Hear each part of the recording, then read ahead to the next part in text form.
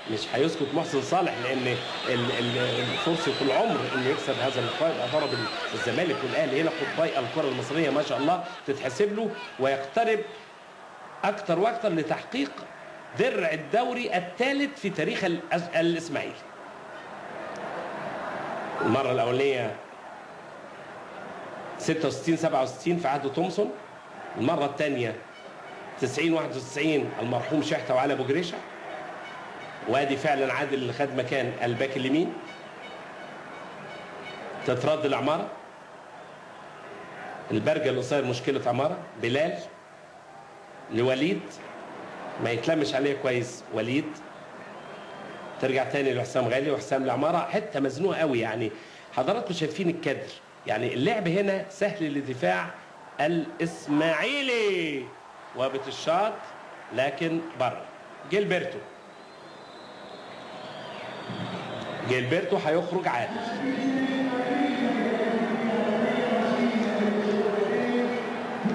هيخرج عادل مصطفى وهينزل جيلبرتو صاحب القميص 12. على فكره في التفاؤل والتشاؤم في افريقيا، وما جه كان بيلبس 21 في ناديه بيترو اتلتيكو، فكان عاوز 21 مع علي ماهر، فقال اخد الرقمين هم 2 واحد ولبس 16 جيلبرتو. راهن عليه مانويل جوزيه، هنشوف هيعمل ايه في ال 17 دقيقه الفاضلين. جيلبرتو في اول لمسه، عمار، وليد،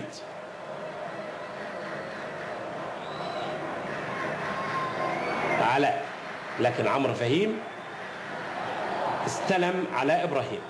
عمار سيطره اهلاويه بدون ان يبحث قيه الا الكوره اللي طلعها فتحي.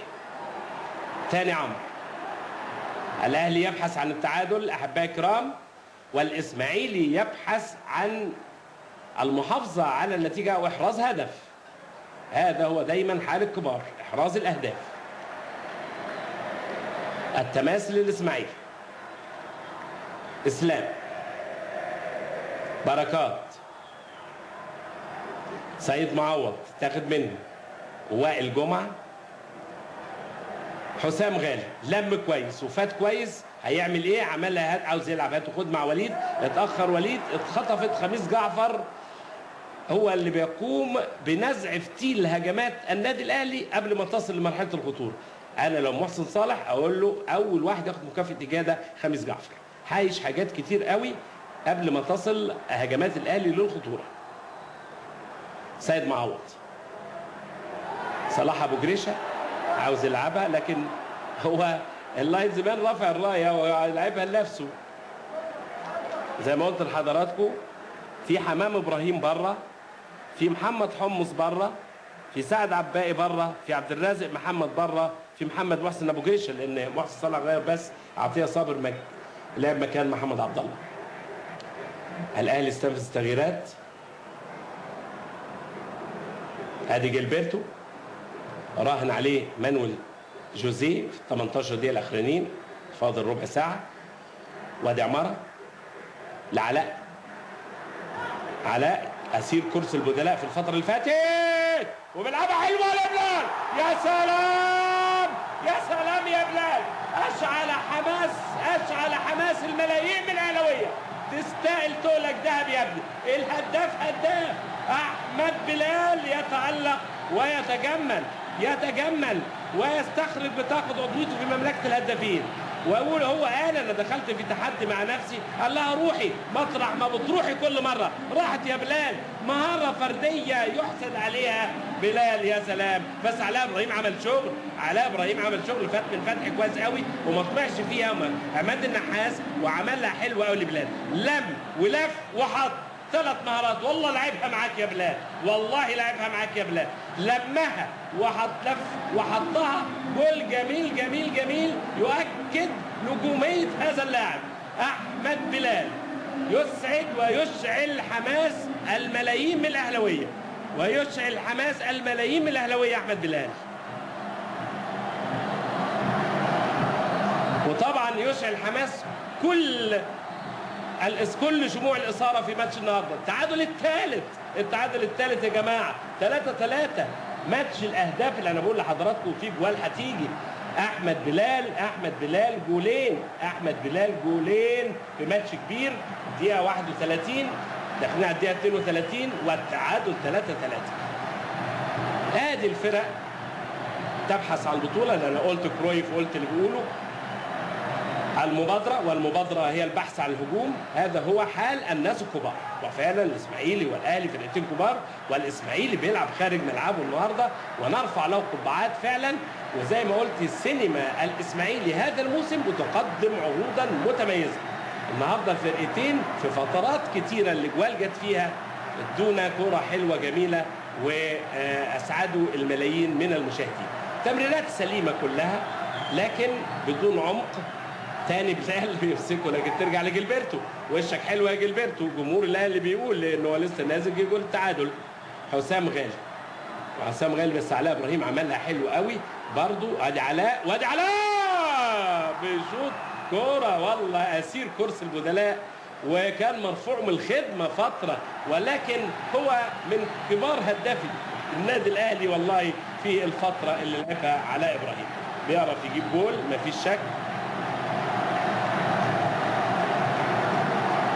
وطلعها بمعجزه محمد صبحي المتألق. عمارة ماتش حلو، ماتش مثير في فترات كتيرة من أحداثه. هادي كان وائل لسه مرجعش جوه الصندوق، تطلع من إسلام.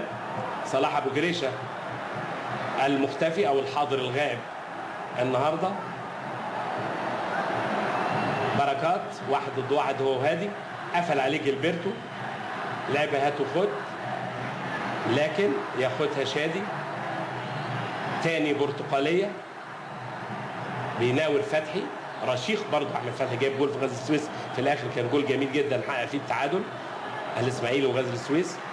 النهارده على فكره غزل السويس كسب سوهاج 6 في غزل السويس، وكان ماتشين بتوع الدور اللي انا سمعت نتيجتهم بلديه المحله وجولدي 1-1. شادي دقيقة 34 يتقدم، لكن احمد بلال يسرق الكاميرا من الكل ويسحب البساط من الكل وكأنه من كوكب آخر. الهداف هداف يا جماعة، لعيب ليه تقل وليه وزن. جولين وفي أول السنة كان النادي الأهلي بيفكر إنه ما يسجلوش. سبحان الله. وهو قال كلمة حلوة الولد، قال لك أنا أعشق التحدي، وكانت أمنيتي إن أنا آخد فرصتي كاملة عشان أثبت وجودي، وأمنيتي أن أحقق البطولات للنادي الأهلي. أحمد بلال 22 سنة لسه في بداية حياته الكروية. مثله الأعلى طاهر أبو زيد، ابن ديار بنجم، لكن من مدرسة الأهلي الكروية من 15 سنة. خميس أبو جريشة ترجع تاني الخميس، شايف كويس قوي الملعب، بيغير لسيد، سيد معوض، سيد والفاول لشادي. أصبحت المباراة أحبائي الكرام على صفيح ساخن. أعتقد الجول لو جه دلوقتي لا يعوض. داخلين على الدقيقة 6 صحيح الجول بيجي في ثانية، لكن هيبقى فيه هنا بقى تكتيك أو تاكتكس من الاثنين مدربين اللي هيجيب جول على إنه يأمن، يقول لك لا بقى ده النهارده يوم الأهداف الأعظم. فعلا هيخرج محمد صلاح أبو جريشة، وهينزل أحد عائلة أبو جريشة محمد محسن أبو جريشة. الشباب الصاعد الواعد مهاجم مميز فريقنا الأولمبي. خروج محمد صلاح ونزول هذه سنة الحياة. خرج الأكبر محمد صلاح ونزل الأصغر محمد محسن، والاثنين لقبهم أبو جريشة، امتداد لعائلة كبيرة في كرة القدم. حسام غالي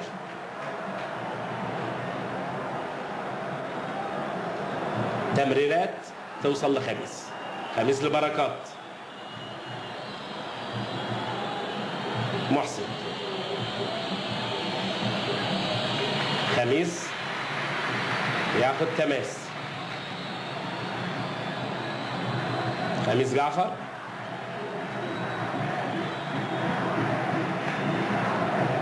وليد يظهر في الكادر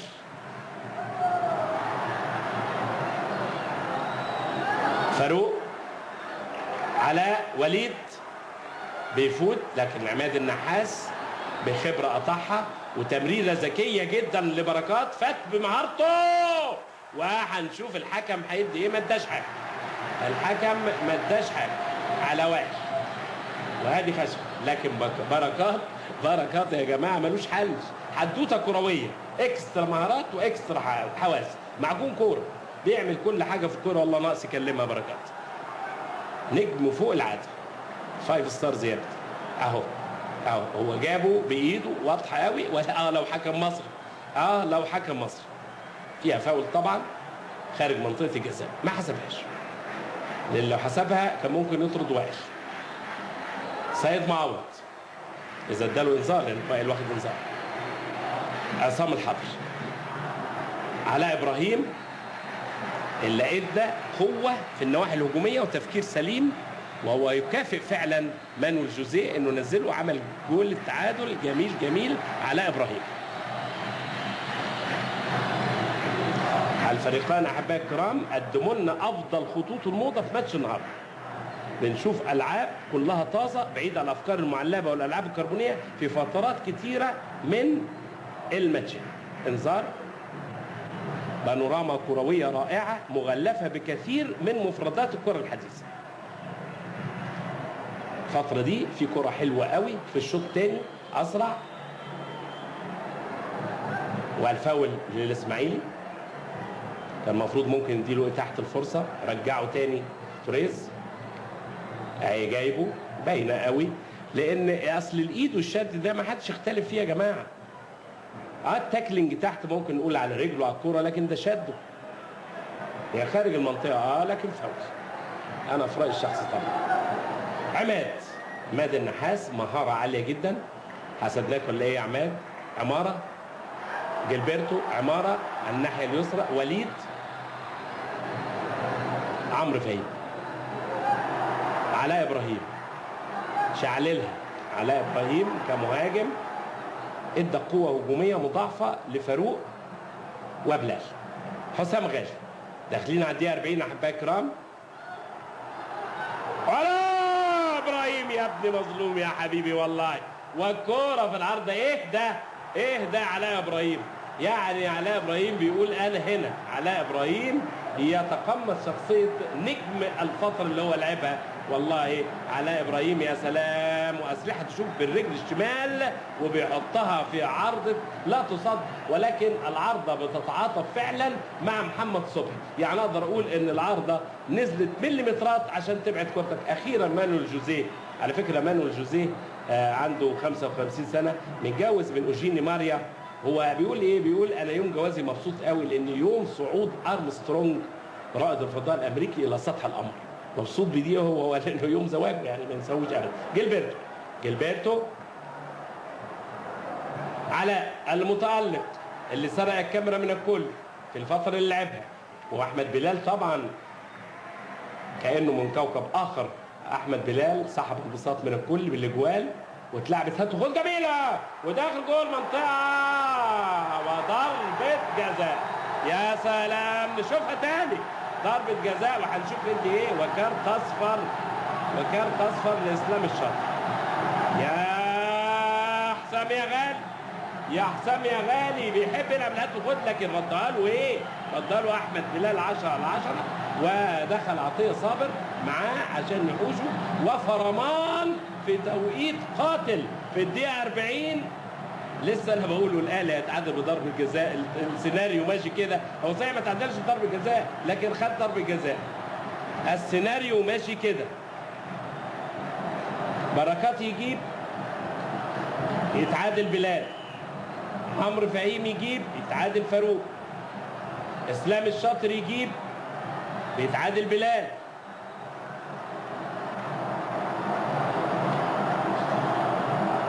ضربة جزاء للأهلي.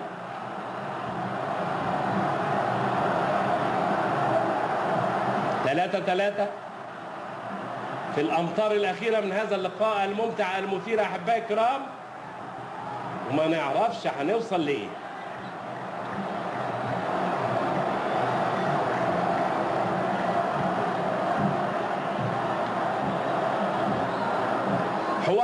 عمر ومبارزة فردية. علاء إبراهيم وصبحي المتألق. علاء إبراهيم أحد الأوراق الرابحة في ماتش النهارده. علاء جول! يا على الكورة، يا على الكورة، يا على الكورة وحلاوتها، يا على الكورة وإثارتها، يا على الكورة ومتعتها. علاء إبراهيم يحط الفرسان الحمر في المقدمة في وقت يصعب فيه التعويض. علاء إبراهيم بضربة جزاء. كم كنت قاسية أيتها الساحرة المستديرة على الدراويش في ماتش النهارده في وقت يصعب فيه التعويض. صحيح كل حاجة جايزة، احنا في الدقيقة 42 غير الوقت بدل الضايع، لكن الفرمان اللي اداها الحكم فيكتور توريز. حسام غالي عمل هات وفوت حلوة قوي وخد ضربة جزاء من عطية صابر. علاء إبراهيم يكافئ مانويل جوزيه، يقول له انت نزلتني، اديني عملت لك شغل جامد، الكل بلال وكرة في العارضة وشغلانة. يعيد اكتشاف نفسه النهارده علاء إبراهيم، مفيش كلام. كرة تانية وليه شكل تاني سبحان الله، كوره كلها سليمة وتحس بخطورة هذا الفتى. علاء إبراهيم أربعة 3، وكأن رقم 4-3 دي الإسماعيلي هو صاحبها. مع الزمالك هنا 4-3 بس كسب، مع الأهلي دلوقتي 4-3 كسب الأهلي في الإسماعيلية 4-3. بان مختار بقى، ما هو بان مختار طبعا. هنا بقى التكتيك زي ما بقول هيبقى فيه صعوبة للإسماعيلي، لأن قطعا هيحافظوا على الجول الأهلاوي. صبحي ووليد فرق في السن كتير، 12 سنة.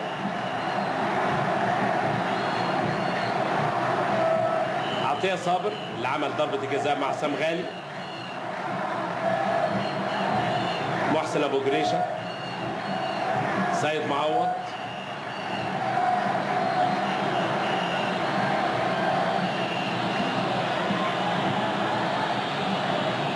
ولا ده حمام إبراهيم كمان نزل.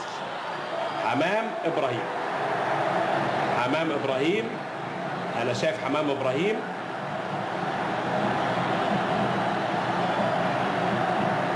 إن هو نزل محمد محسن أبو جريشة، هو اللي لعبها بدماغه تروح لبركات، لكن بقى مش ممكن بقى يعني جول ما يضيعش أبدا. في الدقيقة 44 والمباراة تلفظ أنفاسها الأخيرة، داخلين على الأمطار الأخيرة والمنعطف الأخير لهذا المباراة المثيرة. 4 دقائق على ما أعتقد، فعلا 4 دقائق. حكمنا الدولي عصام عبد الفتاح مدي، يعني هنلعب الدقيقة 49 وانتهى الوقت الأصلي. دلوقتي عندنا 4 دقائق وحمام، لكن بتترد.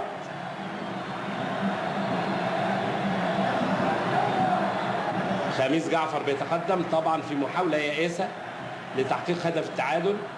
عماد النحاس هادي خشبة يسيبها لعصام الحرب. أصحاب طبعا الاثنين في المنتخب، عصام وبركات.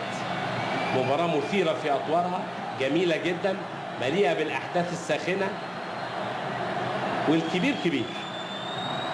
أهلي وإسماعيلي، أي مباراة للنادي الإسماعيلي بنستمتع بيها. محمد محسن، بركات، فتحي لبركات، هياخد فاول، مفيش شك فاول.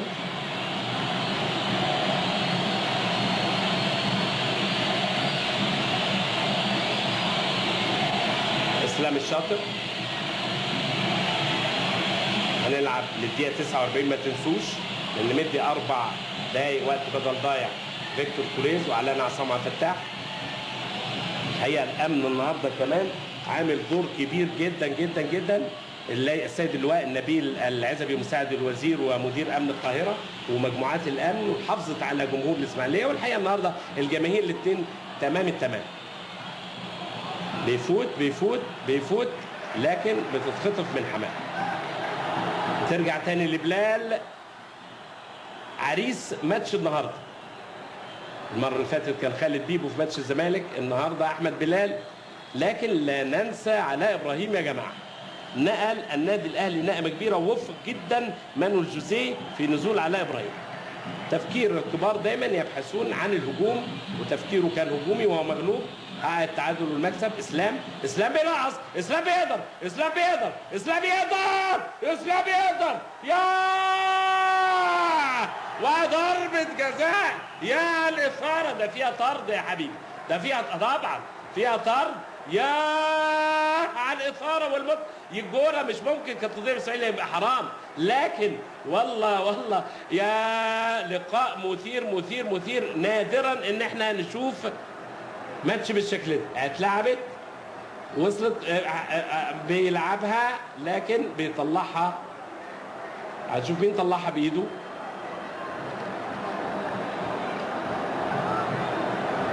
مش باينه لي الحقيقه من هنا.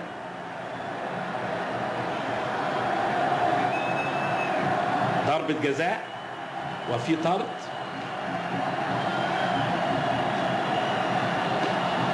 أربعة 3 حق. لو 4-4 يبقى ماتش تاريخي. الناس كلها الأهلاوية أعصابهم ودعواتهم لعصام الحضري، وطبعا الدراويش. المرة دي عطية صابر هو اللي هيشوط. ليه؟ لأن إسلام عطية صابر في موقف لا يحسد عليه. عشان كده أنا بقول ضربة المعاناة وحطها جول. عطية صابر بس برافو والله. أعصاب حديد يا ابني، وتوصل النتيجة 4-4 مع نهاية هذا اللقاء. أعتقد هيسنطر وصفارة وهيولع الدوري العام، والمباريات القادمة للفرقتين هي اللي هتحدد مسابقة الدوري. متعة وإثارة ما بعدها متعة وإثارة في ماتش النهارده. 3 ضربات جزاء، 2 للإسماعيلي 1 للأهلي، و